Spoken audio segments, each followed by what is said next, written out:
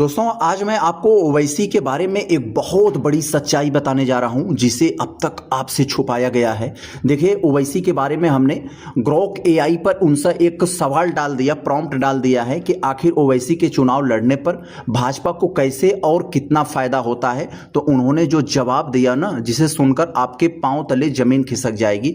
थोड़ा सा ध्यान देखना। यहां से उन्होंने पहले तो एक छोटा सा इंट्रो दिया, आप पहले इंट्रो को देख लीजिए, उसके बाद हम मेन मुद्दे पर आते हैं। वो कह रहे हैं कि भारतीय राजनीति में असदुद्दीन ओवैसी के पार्टी को चुनाव लड़ने और उससे भाजपा को मिलने वाले चुनावी लाभ को लेकर मुख्य रूप से दो बड़े राजनीतिक और रणनीतिक पहलू देखे जा सकते हैं।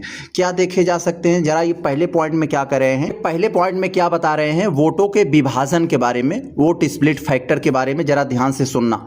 कह रहे हैं पारंपरिक रूप से भारत में मुस्लिम मतदाताओं का बड़ा हिस्सा क्षेत्र के अनुसार कांग्रेस, समाजवादी पार्टी, राष्ट्रीय जनता दल यानी आरजेडी, टीएमसी जैसे गैर भाजपा पार्टियों को वोट दे रहा है। तो हाँ ये बता रहे हैं कि विपक्ष के वोट में सेंध कैसे लग रही है। जरा ध्यान से देखना कि जब ओवैसी की पार्टी चुनाव मैदान में उतरती है तो वह उन मुस्लिम बाहुल सीटों पर अपने उम्मीदवार खड़े करती है जहां पहले से ही विपक्ष का एक तरफा दबदबा होता था। कि यहाँ क्या कह रहे हैं कि कम मार्जिन वाली सीटों पर असर कैसे डालते हैं ये।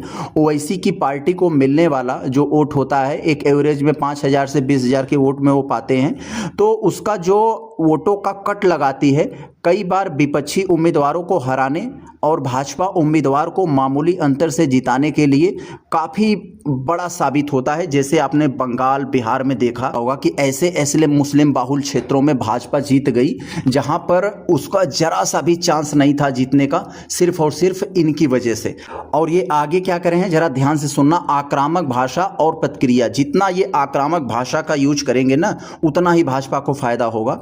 ओवैसी के तीखे और बेबाक भाषणों का प्रयोग भाजपा अपने पक्ष में बहुसंख्यक हिंदू मतदाताओं को एकजुट करने के लिए करती है। बिल्कुल सही, ये तो नई बात नहीं है।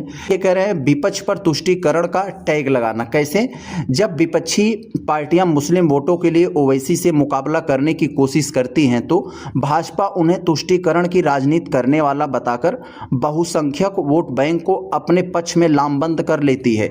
इसीलिए विपक्ष ओवैसी से गठबंधन नहीं करता है। जिस दिन ऐसा कर लिया ना उस दिन भाजपा को वोट मांगने की जरूरत ही नहीं पड़ेगी, वो अपने आप चुनाव जीत जाएंगे।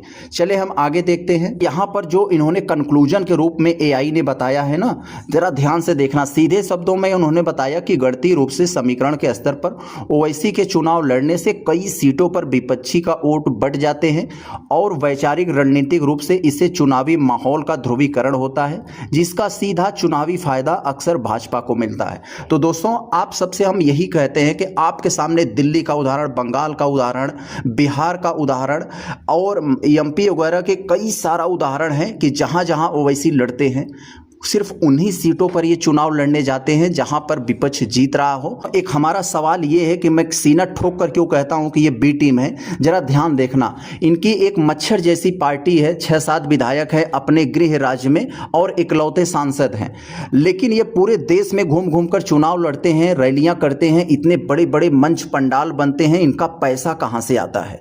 अगर इतना इनके पास पैसा है, अपना पैसा खर्च कर रहे हैं, तो इसका मतलब अपने इनके पास बहुत प्रॉपर्टी, अपनी प्रॉपर्टी बचाने के लिए ये भाजपा से समझौता किए हैं। या फिर ऐसा हो सकता है कि इन्हें ऊपर से कोई फाइनेंशियली सपोर्ट बहुत ज़्यादा कर रहा है कि कैसे देश भर में ये चुनाव लड़ रहे हैं, वहीं पर सपा, बसपा और तमाम आरजेडी, टीएमसी जैसी पार्टियां हैं, सत्ता में रहने के बावजूद किसी दूसरे राज्य में जाने की, चुनाव लड़ने की हिम्मत नहीं जुटा पाती हैं। तो इसकी जांच होनी चाहिए कि आखिर इनके पास पैसा आता कहां से है।